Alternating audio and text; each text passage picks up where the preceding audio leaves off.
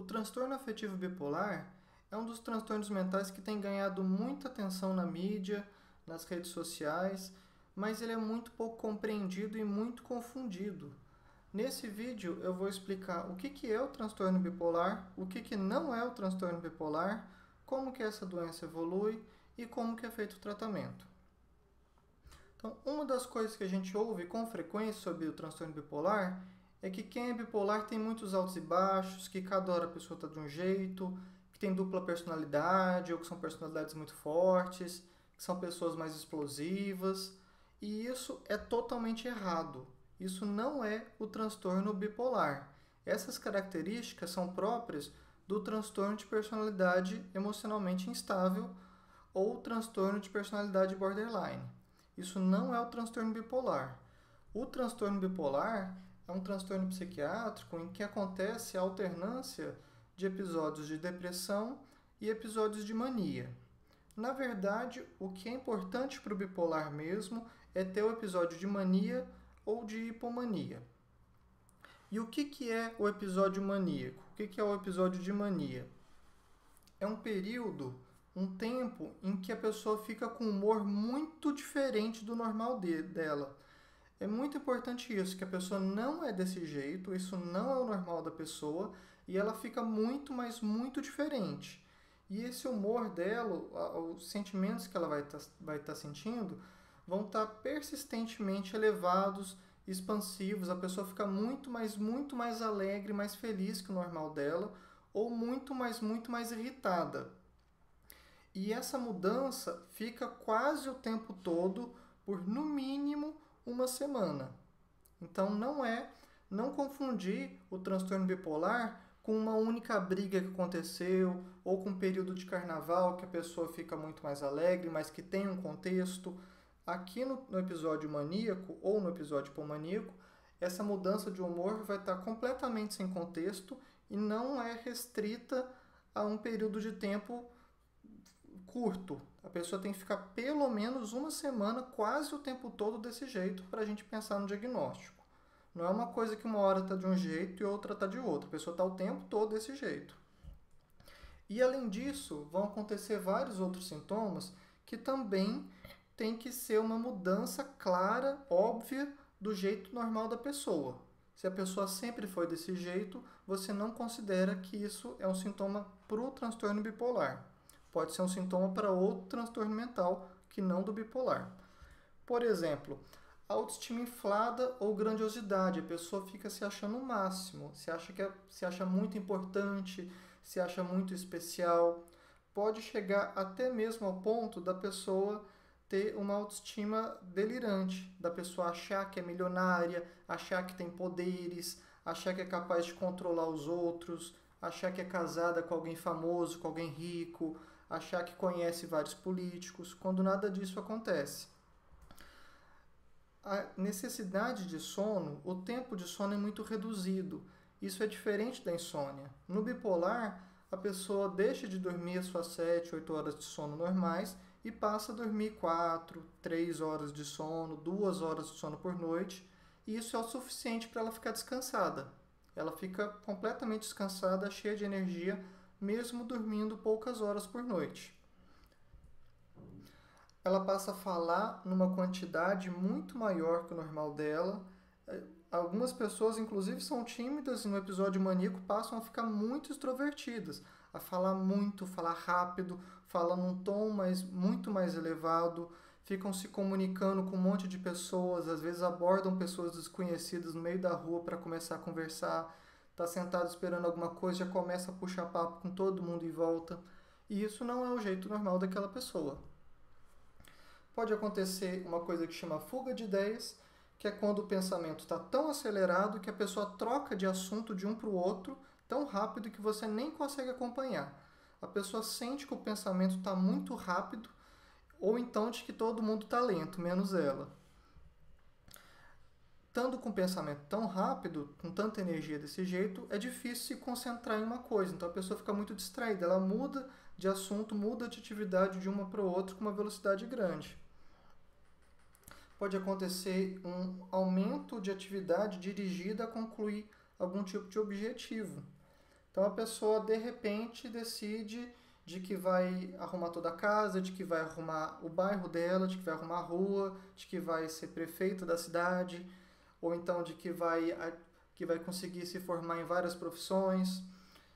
A pessoa pode fazer muitos planos muito irrealistas e tentar ir atrás desses planos mesmo. E também acontece da pessoa ficar muito agitada, dela não parar quieta, fica o tempo todo querendo fazer alguma coisa, não consegue ficar sossegada por mais do que alguns minutos. Pode acontecer um envolvimento excessivo em atividades prazerosas com alto potencial de consequências lesivas.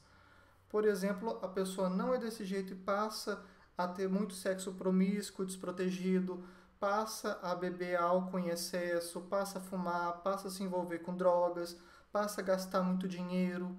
O gasto de dinheiro pode ser incrivelmente excessivo, às vezes a pessoa acaba completamente com as contas da casa, se endivida com vários cartões em várias lojas. E podem ocorrer sintomas psicóticos. Eu dei o exemplo dos delírios, em que a pessoa pode acreditar que tem algum poder especial, a pessoa pode acreditar que é enviada de Deus, que ela tem capacidade de ler a mente das outras pessoas, que tem capacidade de curar os outros, que consegue voar, que é muito forte. E podem acontecer também alucinações, em que a pessoa escuta coisas que não existem, enxerga coisas que não existem.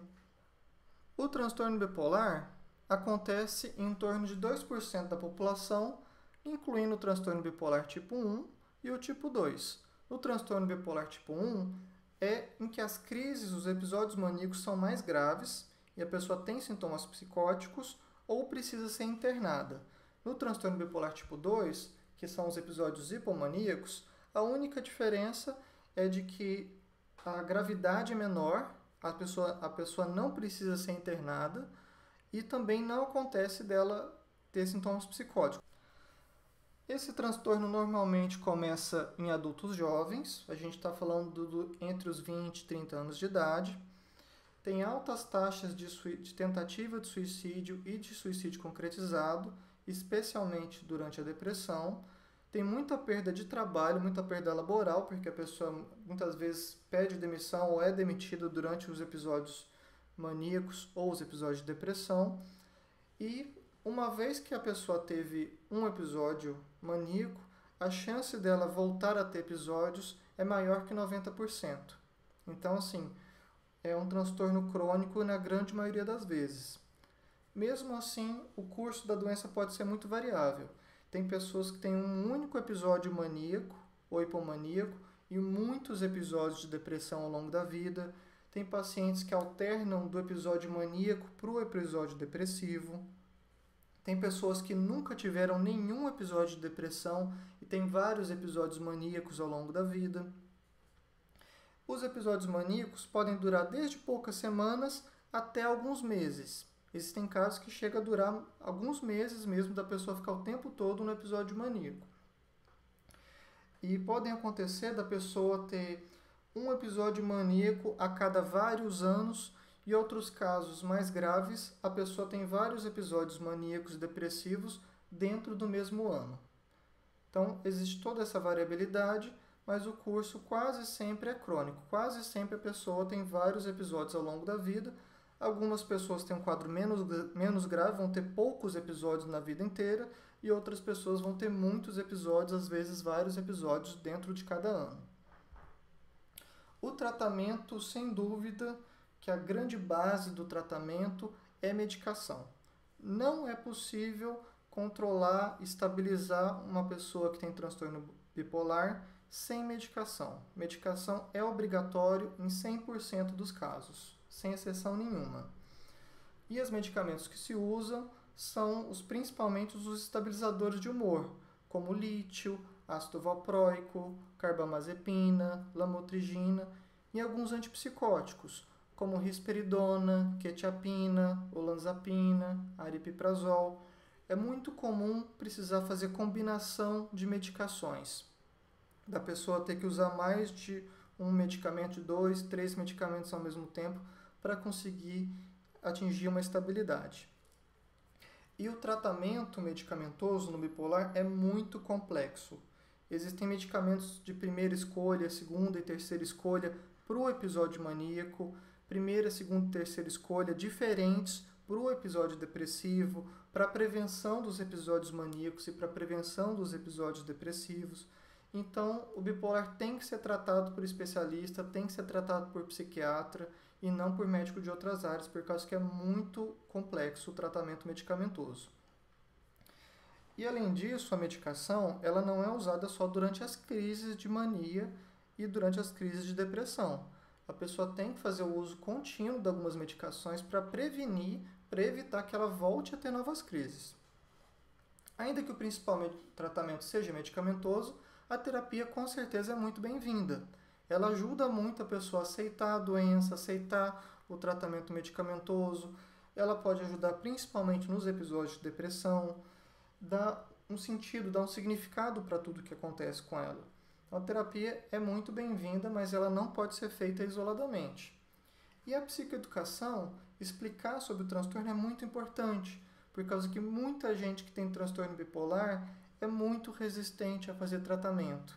A pessoa fora é tratada muitas vezes à força durante a crise e fora da crise, não, eu já estou bem, não preciso disso não, eu vou me controlar. A pessoa acha que consegue se controlar com a força de vontade. E no transtorno bipolar isso realmente não é possível. Quer saber mais sobre o transtorno bipolar? Podem ficar muito à vontade para perguntar e a gente se vê no próximo vídeo.